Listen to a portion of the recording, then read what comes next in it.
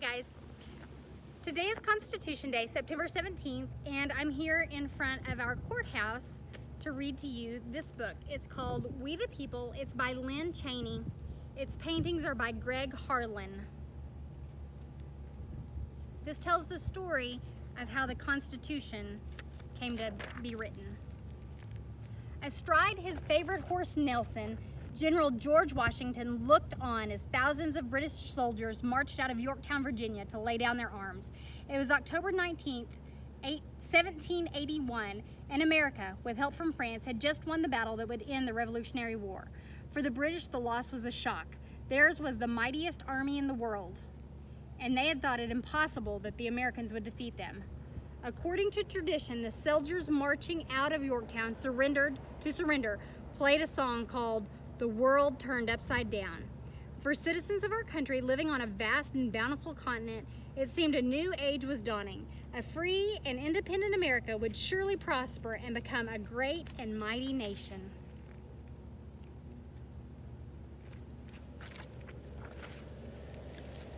But then over the next several years, trouble became apparent. America had adopted rules for governing called the Articles of Confederation, and they didn't work very well. Congress, which was supposed to be in charge of the Confederation, or Union of States, did not have enough power. It could not prevent states from printing their own money. It could not get them to help defend America or pay off debts from the Revolutionary War. Other countries, sensing the weakness of the United States, took advantage.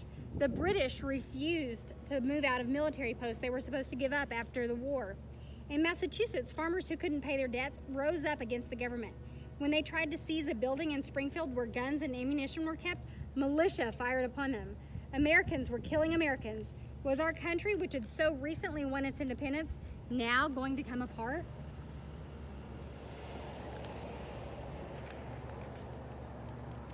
In 1787, delegates from 12 states traveled to a convention in Philadelphia to figure out a better plan for governing the country.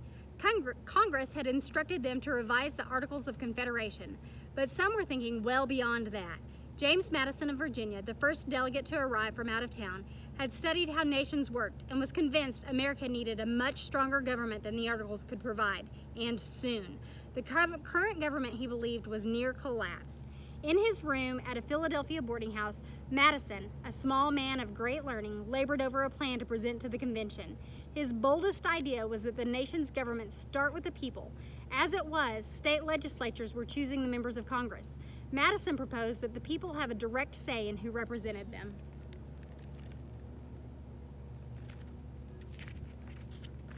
George Washington, who had returned to private life after the Revolutionary War, arrived in Philadelphia on May 13th, the day before the convention was scheduled to begin. Although he didn't like leaving his beloved home at Mount Vernon, Washington came to the convention because he was worried. 13 states, all pulling in different directions, were bringing ruin upon America, he believed. Bells rang out to celebrate Washington's arrival, and joyful crowds gathered to greet him. The people of Philadelphia remembered how this tall, dignified man had persisted in the darkest hours of the Revolution, when it had seemed impossible that America would win her war for independence. They remembered how he had given up power after the war when some had wanted to make him the king. All across America, he was loved and respected, which made his presence in Philadelphia especially important. With him at the convention, Americans were more likely to look favorably on what the delegates decided.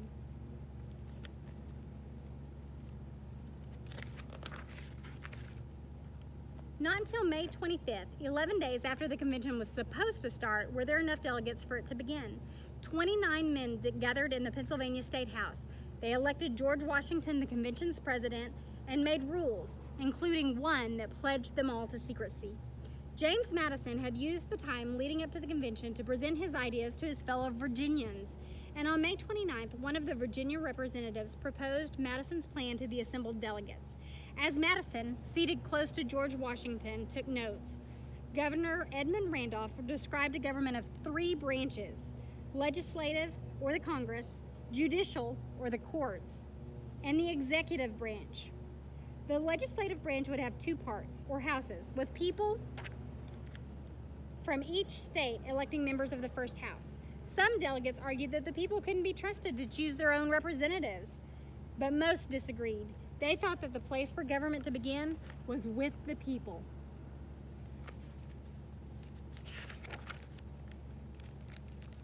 What nearly brought the convention to an end was the idea of the large states becoming more powerful. Under the Articles of Confederation, every state had one vote, but the Virginia plan gave more representatives and more votes to states with more people. Delegates from large states, Virginia, Pennsylvania, and Massachusetts, thought that was only fair, but delegates from small states believed that their interests would be trampled upon. William Patterson of New Jersey, scolding the delegates for going so far beyond the Articles of Confederation, presented a plan that preserved equality in voting. It was rejected, but the small states would not give up, and delegates continued to argue bitterly.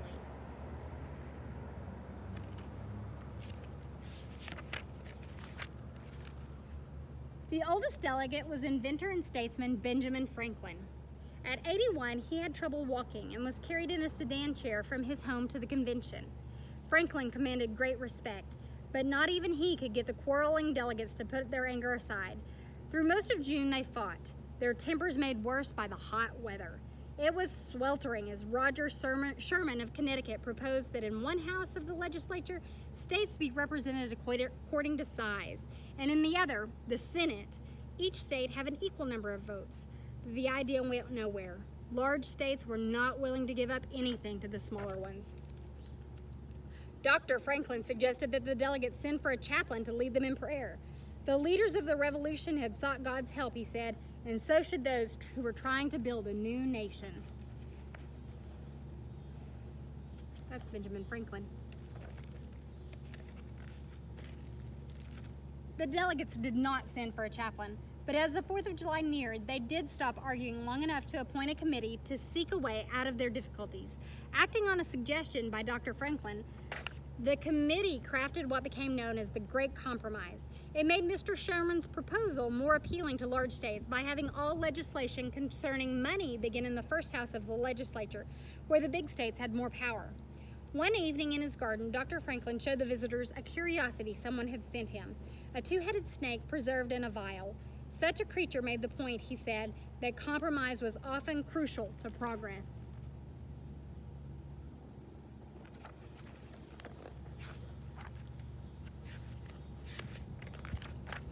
But when the committee took its suggestion for compromise back to the convention, delegates from large states still resisted.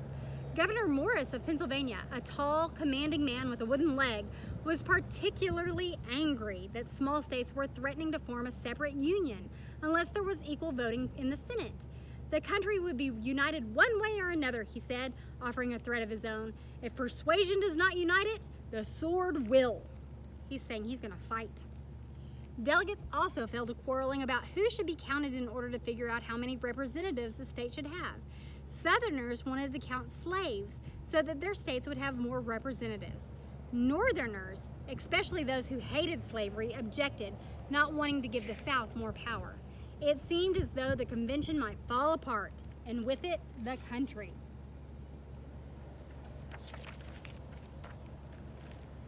With failure looming, a few delegates had a change of heart. In a close and momentous vote on July 16th, the convention adopted the Great Compromise. In one house, states would be represented according to population. In the other, they would have an equal number of votes. To determine how many representatives the state would have, the convention decided to count 3/5 of the slaves. This compromise meant that the South would be part of the new government, but some delegates hated slavery. Slavery was an evil institution, Governor Morris raged, the curse of heaven on the states where it prevailed. Such words would ring out in the State House again when the delegates debated a ban on bringing more slaves into the country. The convention decided that there could be no ban on bringing slaves for 20 years.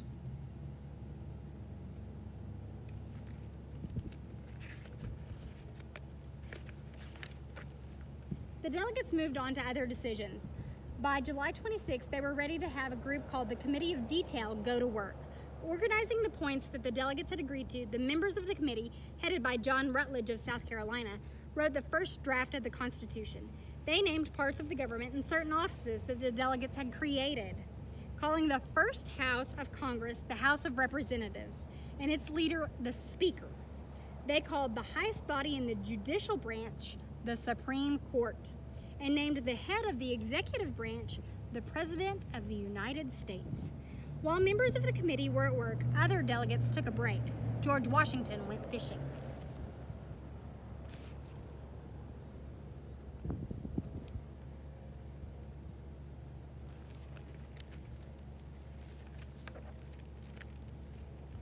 Gathering again on August 6th to talk about the draft of the Constitution, delegates soon took up a question they had discussed many times before.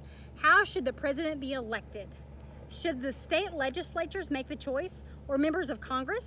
They finally agreed on a system of electors that would allow the president to be chosen indirectly by the people. The delegates also decided that the people should be in charge of ratifying the Constitution.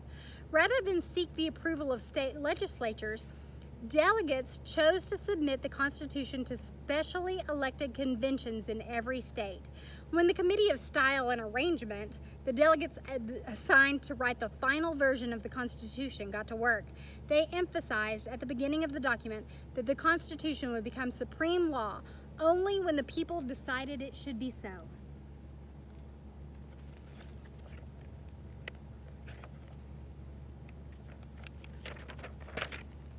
On September 17th, after the final draft of the Constitution was read aloud, Benjamin Franklin addressed the convention. He told the delegates that there were parts of the document with which he did not agree, but that over a long life he had learned that he was not always right. On the whole, he said the Constitution was astonishingly good, and he hoped the other delegates who had doubts would join him in signing it. Several refused, including Elbridge Gerry of Massachusetts and George Mason of Virginia, who wanted the Constitution to explicitly set forth the rights of individuals. George Washington, as president of the convention, was the first to put his name to the Constitution. Then 37 others followed, state by state. As the last delegate signed the document, Dr. Franklin looked at the sun painted on the back of George Washington's chair and saw in it a sign of a new beginning for America. At length, I have the happiness to know that it is rising and not a setting sun. By July 4th, 1788, the people of 10 states, after some fierce debate, ratified the Constitution. Since only 9 states were required to make the Constitution the supreme law of the country, it was time for a celebration. In Philadelphia, after early morning bells and a cannon salute, crowds lined the streets to watch the high-stepping horses lead a parade of flags, bands, and floats. The grand federal edifice, a specially constructed building honoring the Union, passed by, pulled by 10 white horses. A carved and painted 20-gun ship, the Union, made its way through town on its carriage. Citizens of every occupation marched, weavers followed by chairmakers, bricklayers, gilders, bookbinders, coppersmiths, and clergymen. At the end of the parade came feasting and an oration. "Happy country," proclaimed the convention delegate James Wilson, "may thy happiness be perpetual." "'Tis done, we have become a nation," Benjamin Franklin said.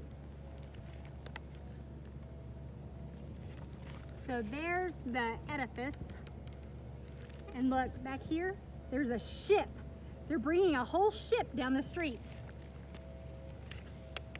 And that's the end. Okay, this is We the People. I love you guys. I'll see you later. Bye-bye.